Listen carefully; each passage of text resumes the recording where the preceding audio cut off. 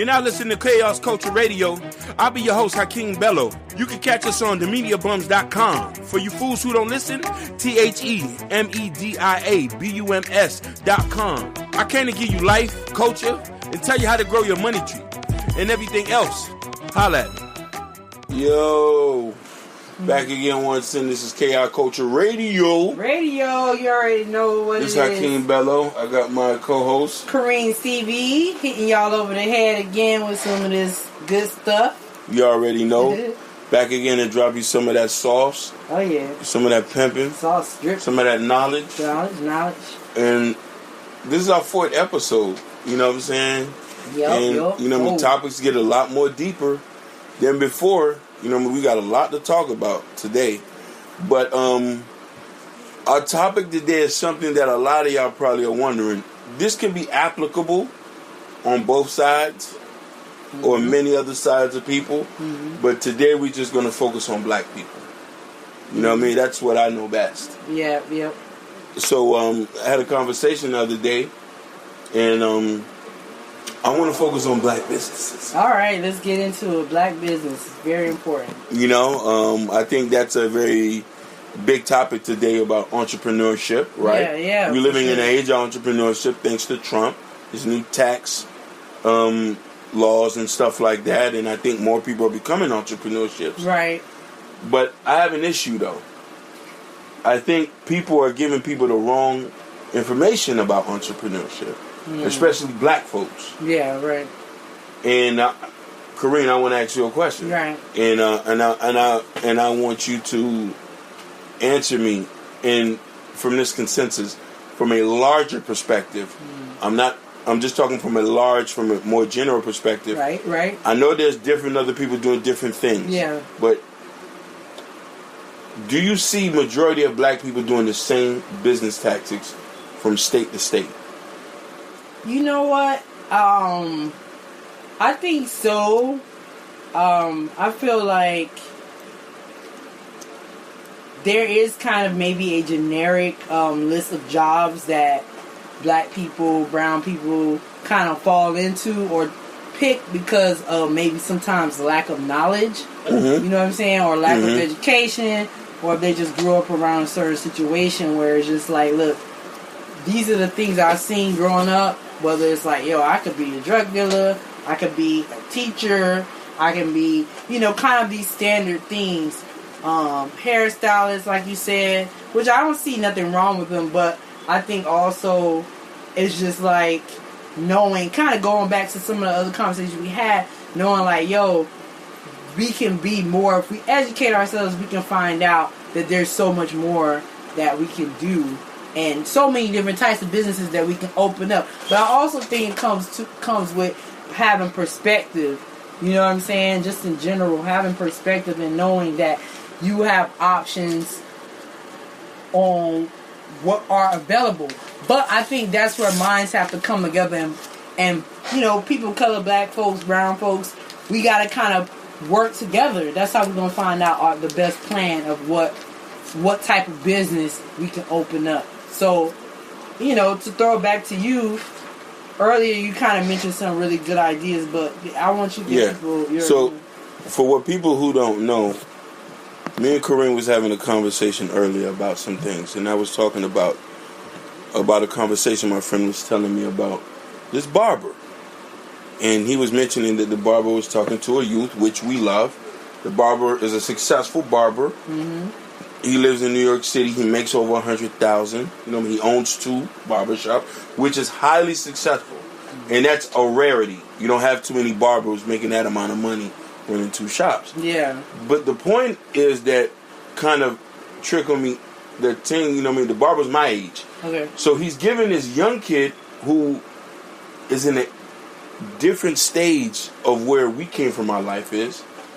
And I could say this because we grew up in a ghetto, and most businesses I see most people get into when they want to get into business, car washes, salons, boutiques, landscaping, or restaurants. That's it. Right. That's it. And I want to give a caveat to this, people. I'm not saying black people are not doing other businesses. Right. I don't want anybody to say that, but from a larger consensus, black people run into these main specific businesses. Right. Which I think that we live in a very advanced age where not everybody has to open up a restaurant. Right. Not everybody has to be a barber. You know what I mean? I think there's so many opportunities that we need to start to look into instead of telling somebody, hey, you can be a barber like me. That's the problem I have. And mind you, I'm going to give another point to this. Right. If the kid does like barbering, so be it. Right. But there's so many other things we can do. Right. I mean, what I like about it, you know, the story of this barber kind of like, you know, mentoring his youth and just like giving him a suggestion like, hey, you know, if you're looking to get into something, you could be a barbershop, a barber. And the thing is with barbershops and salons, they have a strong rooting in our community. Barbershops and salons have known to be safe places for black and brown people, young men, women. You know, it's known to be a place where, hey, we can let our hair down. We can, you know, a lot of times with hairstylists also play the role as a psychologist in the community where it's like, yo, when I'm going to go get my hair done, this is the person I trust to be in my head, to treat me right. And then I also probably going to tell her my whole frustrations of the week. So the salon and the barbershop, same thing with the barbershop. It's the spot where the young men can come, kick it, get out of the streets, you know what I mean, get their hair cut, talk it up, chop it up with other men in the community and talk about sports, life, this and that. So those places to me are sacred spaces in our communities. And I can see why people would tend to open stuff up like that because they're comfortable. But I also, like I said, to add to that, what I like about this guy opening up his space to this young man is that, okay, this young man, he can come into this space, or this youth can come into a barbershop, and hey, he might find out, because the option was there to him, he might go into the barbershop and he might find out, hey, I don't want to cut hair. But him being at the barbershop, maybe he can be able to learn, like I was telling you earlier, he can learn other avenues of business. He can learn about, you know, customer service skills, you know, how to run some sort of business. He might learn how to handle money. He might learn how to just, you know, be a stand-up guy in an environment like that. So, yeah, maybe my point is, like, just the exposure could help him decide, like, yo, I might not want to be a barber. And to the point you had earlier, he might decide, like, yo, I want to make that products that the barbers use instead of being a barber. But just the fact that he has that idea put into his head is just, to me, I think is a good starting point. Most definitely. And this is the point that I've been trying to focus in. Now, people, I just want to say something. Not everybody has an open mind. Not everybody thinks deeply. You know what I mean? I'm a different type of person. Which I think this might piggyback off of the title of this, whatever title we might call this. You know what I mean? I might do some keywords to make y'all follow this stuff. But the point I'm trying to get is this to people. We're living in an age of success. We're living in a technologically advanced age. So, like my co-host says, people, and I understand what you're saying. I love having those safe spaces. But if you have 5 safe spaces on one block, how many do you need in a 6-block radius? This is the point I'm trying to say. So, people, I want you to start to think out the box. Or if you can't think out the box, find somebody who can think out the box for you, to let you know that there's other opportunities and fields that you might want to go to. Because the thing about it is, reason why we're so far behind is we are consumers, but we're not producers. Take that to an account. If you have a barbershop, who produces the clippers? Who makes the solution to cut your hair? Right. Who sells the alcohol? Right. Who makes the toilet paper to wrap around, or the barber thing that puts around your neck to cut it? Right. Are you manufacturing those? I'm still confused why barbers haven't produced their own clipper company. to sell to different barbers. Same thing with salons. Ladies, you should have been selling hair in your salons. Yeah. That's, I mean, just not to put my cousin name out there, but she has her salon she just opened up, and that's what she's been thinking about. She's like, yeah, I definitely want to sell bundles. She's been thinking about that. But getting to connect to, Basically, and we're going to put a shameless plug because we do love you. Short and Sexy hair salon. Salon on Hollywood Boulevard. Yeah, it's on Hollywood Boulevard. I don't have the address here, but if you type in Short and Sexy Hollywood Boulevard, Hollywood, Florida, y'all go in there, get your hair cut. You can get lace fronts, hairs, what they call that stuff, washing sets. Yeah, washing sets, haircuts. She does men hair. It's a unisex hair and salon. Black businesses, holla at us on an email for promo. We do that for you too. Yeah, we definitely want to plug in. Yeah, we'll plug you in. We'll talk them prices on the low because we're trying to attract the whole thing. We want this to be a monopoly. But yes, this is the point that I'm trying to say to people. I need y'all to start thinking out the box. You know what I mean? There's so many ideas we can do instead of running into these same traditional thing. You can be a YouTuber. You can be an Instagram influencer. Right. You can play video games on Twitch for God's sakes and make money. Yeah. You know what I mean? You can private label, which something y'all might not never heard. Y'all might not know this, and I could run into deep, but we don't have that much time for this. Right. But you can make your own products and sell it on Amazon. You can drop ship. You feel what I'm trying to say? You can be a virtual assistant for God's sakes. You know what I'm saying? You can run an online store. You know what I mean? There's an article in Black Enterprise where they go into these things. You know what I mean? Right. And I think that we live in a future where we can start getting into businesses that was secluded from us. That only been held by certain key groups of people. Right. You know what I mean? Right. And I just think you need to look in your neighborhood, find what's missing, and see what you can replace. Yeah. Basically, fill the void. Like you said, I think that's usually how businesses start. When you notice there's a demand for something, or there's a hole missing, you're like, hey, maybe I can fill that hole. Earlier, I was telling Hakeem about this illustrator that I met in Atlanta who, his claim to fame is he created a comic book in the 80s, him and his family, called the Brother Man Comics. And what's so fascinating about that story, because I'm also a visual artist and illustrator, and I'm trying to still find my way as an entrepreneur, and I am tapped into my talents, but again, the biggest challenge is finding where the need is so you can feel it. And what I find fascinating about his story is that, he was an artist in the late 80s. Him and his family, they created a comic book. And now in the 2000s, their comic book is a complete brand with graphic novels. I mean, this illustrator, his name is Daoud Anabwile, and the name of the comic book is Brother Man Comics. And you can check it out online. And, it's a Black-owned business. It's a family business. And it started, everybody has their start. So they had their start.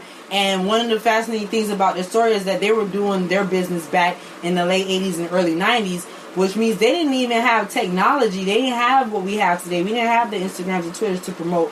Him and his family, they would go to different expos and festivals to actually sell their product and touch hands with people. And, that's a way, too, for people to find out what type of business they can do. Go to festivals, go to Essence Fest. Go to these Black-owned festivals. Go to these different places where you can start to inform yourself on the type of business you can get into. Also, it's good, for us to just work together and hear each other out. Like he said, not everybody's open-minded, but in today's society, we have to start to open up our minds in order to be able to get more out of what is available to us, because we have a lot of tools available. Yeah, and definitely, and just to piggyback off that, I just want you to give you a caveat to that, is this was a guy who started a comic book company in the 80s. Not a barber shop, not a salon, not a boutique, not a car wash, not a landscaping service, not barbecue rib shack. He started a comic book company, and he has been successful what led him to doing different things. I'm also give you another example. You have the little black girl who had her lemonade in Whole Foods. What's her name? Well, do you know? I forgot her name. We're gonna get those information. We're gonna start to be more productive about this. Then we have another black woman who finally had her water in Walmart. Oh, nice. You get what I'm trying to say? This is what I'm trying to say. Like, there's little things that you can do that you think that, oh, there's a bunch of water companies, I can't do it. You can do anything. You just have to think out the box. Don't be complacent, people. Do not be complacent. This is not 1960, 70. We do not live in an apartheid. You know what I mean? This is not Jim Crow, where you can't do nothing. You know what I mean? If you're slanging products online, they don't care if you're black, white, Chinese, or Hispanic. You slanging products. Yeah. You know what I mean? There's multi-millionaire people who are slanging products online, and I want y'all to start to think about that. I just want you to take a specific business and analyze it, and see how you can perfect it and do it. And this is what I'm saying. You got to start to think out the box. You know? Maybe also too some other ideas is, as far as finding out what do you love to do. Hey, maybe you might be someone who loves flowers or the beauty of flowers. You say, you know what, I love planting, I love growing. Why don't I start my own little garden, community garden? Or why don't I start open up a flower shop, you know, where you can have exotic plants. I'm just saying this is very different. Maybe I know a lot of us like doing clothing lines. Some of us are like fashion heads or even sneakerheads. Maybe you might get into the sneaker game and figure out how you can flip sneakers. Or create your own sneakers. Yeah. Which I'm trying to tell you is not hard. That's true. It's not hard. You might think it might cost you something. And I'll give you an example. And I'm giving you the game here, which I should be charging you folks. You fools. Because the game is supposed to be sold, not to be told. Snoop Dogg told me that years ago. You can take $1,000, go on Alibaba, type in sneakers, private label it, which I'm going to give you a little game. Private label is OEM, which you can put your name on the sneaker. Get it shipped here and sell it. You don't have to start with $1,000. You don't have to start with 60 sneakers. You can start with 10 sneakers. Make the money from there. Start small. Sell those sneakers. Go back and flip again. Go back and flip again. Until you get to enough store. When you get to enough where you have products, you start to build a name. Right. Following on Instagram. Now you start to put your sneakers in different stores now. Different stores. Get sizes that you know people would typically get. Right. 8.5, 9.5, 10s, 12s. And that's how you can do it, people. Right. And, you know, also, like you said, it's going to take research. So it's like, once you find out, hey, if you have a passion for sneakers, clothing, art, I don't know, agriculture, electronics, you know. That's another big business. We can go so far. You just have to say, hey, is there a job like this that already exists? We have to think. Back in the day, in order for people to today say, oh, I want to be a photographer, back in whenever photography started, back in the 1900s or 1800s, somebody had to decide, like, hey, I want to know how to take pictures. Or maybe they learned. Because back then you had to learn these trades. Basically. You had to learn these secrets. Like he said, you had to learn from somebody. So that meant going to school or learning under someone. Yep. But the point is... Or going on YouTube. Yeah, but today... You don't have to go to learn from somebody. You can go online and say, hey, I'm passionate about games. I'm passionate about this. I'm passionate about that. How can I turn this into a business? And, you know, the other thing to add is the best way to find out if something works is to try. Even if it fails, you experimented and you tried something new. Because, hey, if you fail enough, you might end up falling into success. Gary Vaynerchuk say that you need to audit yourself. And you need to make mistakes as many as you can, because then you're going to find the answer to it.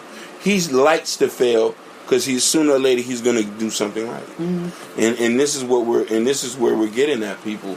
You know what I mean? All I'm just saying, and I don't want us to go into a long tangent and a rant about this. Please stop telling the youth outdated information. And I'm not saying it's outdated. I'm just saying you don't have to propose an outdated business. You can propose them to do something that they like, or tell them that there's so many other things to do. Right. You feel what I'm trying to say? Because for us to lead in this advancement, we need to start thinking out the box. Oh yeah, that's all. That's the best way to do it. And we got to start somewhere. You know, I know it's not a lot. It's not easy for a lot of people because we've been fed so many stereotypical things. But hey, sometimes that cousin that you think is the weirdo, or damn, that dude funny. Like, sometimes it's good to have conversations with different people that, hey, you might think that's different from you. Y'all might actually connect on something and be able to put each other on to something new. That's what it's about. Communication. Let's just stay lit. Let's stay thinking ahead. We want to think ahead. Not only think outside the box, but to think ahead of the game. So it's just perspective, looking at life in a different way. Most definitely.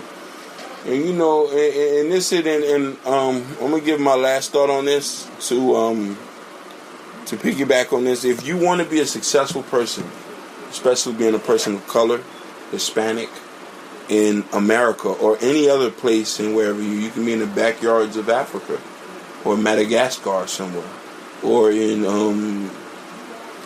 where Khan from or something like that. One of those places, one of those backyards in China, something like that.